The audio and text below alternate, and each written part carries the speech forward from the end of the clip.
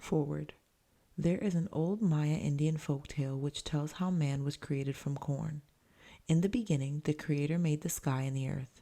He made the bush to cover the earth and all the animals and everything that grows. But there were no men.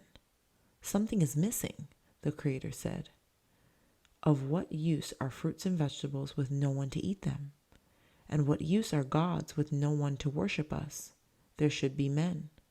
And the Creator took a bit of mud and made a man. He modeled him carefully as men are formed today. But the man had no firmness or consistency, and when the rains came, he dissolved. The Creator tried again.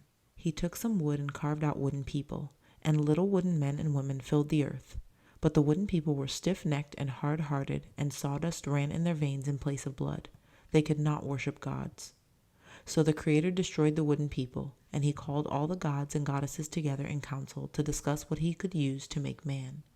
Some suggested one thing, some another, but the Creator was not satisfied. As he talked, a bird flew into the council, carrying in its beak a seed of corn. And the Creator said, "Good! We will make man of corn. Corn will be the food man will eat during his lifetime. Corn will build man's blood and strengthen his bones and give him energy and understanding. It is fitting that man be created out of corn." For more than 2,000 years, the Maya Indians of Central America have been eating corn.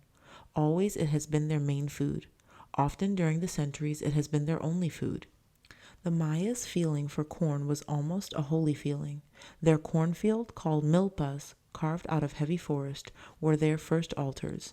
Making milpa, preparing the land, was a religious rite. Their way of farming was based upon their climate, months of burning sun, followed by months of penetrating rains.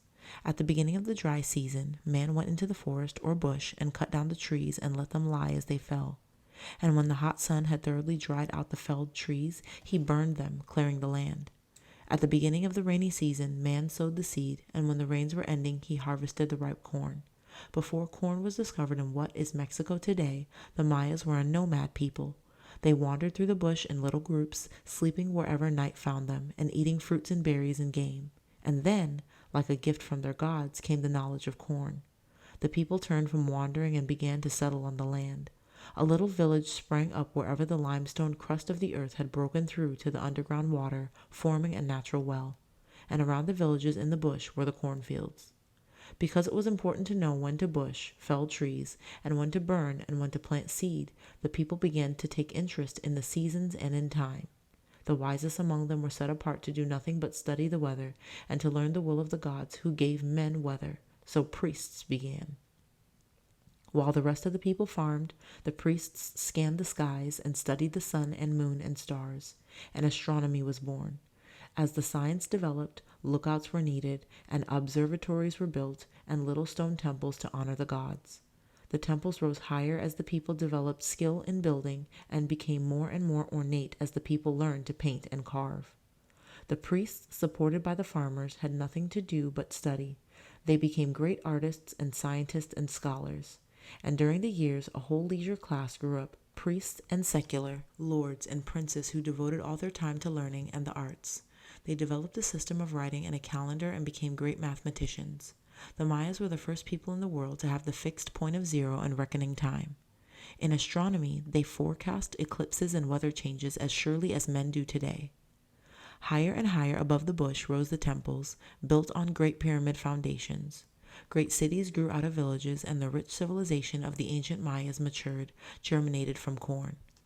Today, the priests and princes are gone. The ancient wisdom is forgotten. The great stone cities are only jungle-covered hills in the bush. But to the Maya Indians today, descendants of the ancient builders, corn is still the most important thing in the world. It is food and drink and money too, since with corn men buy cloth for clothing, and guns and medicine, and anything they need. As their ancestors have done through the ages, men make milpa, cutting down bush and clearing the land by burning, and later sow the seed and harvest the ripe corn. Women grind the corn grains on their metates, stone grinders, and pat the mash into tortillas, round flat corn cakes, which are baked like pancakes on a griddle, and mix atole, a drink made out of ground corn and water. And the gods who watch over men and shape the seasons send the sun and rain. The story of a Maya Indian boy in Yucatan is also a story of corn. And since corn cannot grow without sun and rain, each in its season, it is a story too about weather.